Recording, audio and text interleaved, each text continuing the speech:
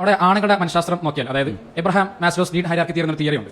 അതായത് ഒരു മനുഷ്യന് ആത്യന്തികമായിട്ടുള്ള 5 മോട്ടിവേഷൻ, അതിൽ ഏറ്റവും ബേസിക് ആയിട്ടുള്ള motivation food, water, sleep, reproduction. അപ്പോൾ ഇതിൽ ആണുങ്ങളെ സ്റ്റിമുലേറ്റ് ആകുന്നത് നോട്ടത്തിലൂടെയാണ്. ജസ്റ്റ് കണ്ടു കഴിയുമ്പോൾ തന്നെ അവർക്ക് സ്റ്റിമുലേഷൻ വരും, അവരുടെ ബ്രെയിനിൽ അങ്ങനെ ഫംഗ്ഷൻ നടക്കും. അതിൽ ആണുങ്ങളുടെ സൈക്കോളജി അതും കൂടി മനസ്സിലാക്കി കൊണ്ടുവരണം. അവർ കുറച്ചുകൂടി അതിനൊത്ത രീതിയിൽ നടക്കണം.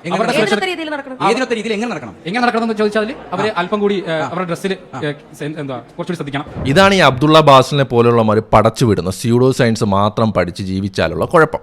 ആണുങ്ങൾക്ക് കാഴ്ചയിൽ തന്നെ സ്റ്റിമുലേഷൻ തോന്നും. അത് പുള്ളി ഉദ്ദേശിച്ചത് ആണുങ്ങൾക്ക് പെണ്ണുങ്ങളെ കണ്ടാൽ തന്നെ കാമം തോന്നും എന്നാണ്. അപ്പോൾ ഇത്തരം ചിന്താഗതിയെ തൃപ്തിപ്പെടുത്താൻ സയൻസ് എടുത്തിടുമ്പോൾ അത് മുഴുവനായിട്ട് പഠിക്കാൻ കൂടി ശ്രമിക്കണം. നിങ്ങളുടെ തലച്ചോറിൽ പ്രീ ഫ്രണ്ടൽ കോർട്ടെക്സ് എന്നൊരു സാധനമുണ്ട്.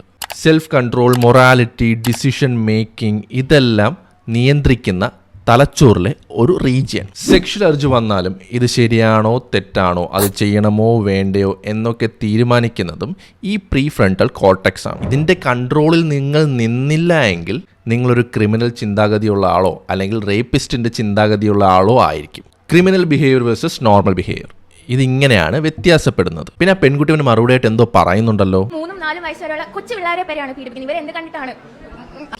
ഇതിന് നമുക്ക് കൊടുത്ത മറുപടി എന്താണ്? അവർ മാനസിക രോഗികളായിരിക്കും, അവർക്ക് അതിന്റെ ശിക്ഷ കൊടുക്കണം. അതുപോലെ ഈ ടെസ്റ്റിംഗിൽ വരെ മനസ്സിലാവുന്നുണ്ട് അവരല്ലെന്ന്. അതായത് മാനസിക രോഗം ഉദ്ദേശിച്ചത് അവരുടെ ഹൃദയത്തിന്റെ മാനസിക രോഗമല്ല, അവർ ചെയ്യുന്ന ആ പ്രവൃത്തിയെ ദുർബലമാക്കിക്കൊണ്ട് ഞാൻ പറഞ്ഞതാണ്. മാനസിക രോഗം.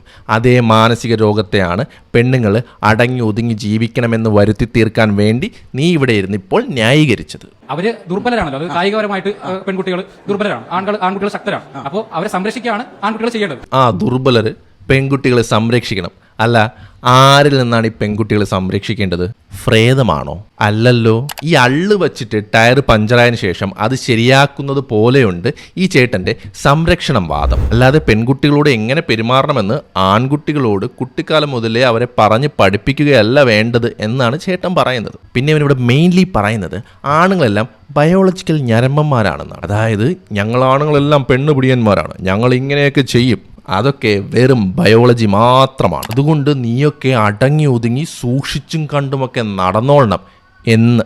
ചുമ്മാ യവന്മാരുടെ ഞരമ്പ് സ്വഭാവത്തിൻ്റെ ഫ്രണ്ടിലേക്ക് ബയോളജി ഒന്നും ചേർക്കണ്ട, വെറും ഞരമ്പന്മാർ അത്രയങ്ങ് പറഞ്ഞാൽ മതി. പിന്നെ ഈ ടീംസൊക്കെ മെയിൻലി എടുത്തിടുന്ന സാധനമാണ് പുരുഷവിരുദ്ധത എന്നത്. ഫെമിനിസം എന്നാൽ പുരുഷവിരുദ്ധതയാണെന്നൊക്കെ ഇവന്മാർ പറഞ്ഞു നടക്കാറുണ്ട്. ഏറ്റവും വലിയ കോമഡി, സ്ത്രീകളെ കൺട്രോൾ ചെയ്യാൻ വേണ്ടി ഇവൻ ഇവിടെ പറഞ്ഞ കാര്യമില്ലേ, അതാണ് ഏറ്റവും വലിയ പുരുഷവിരുദ്ധത.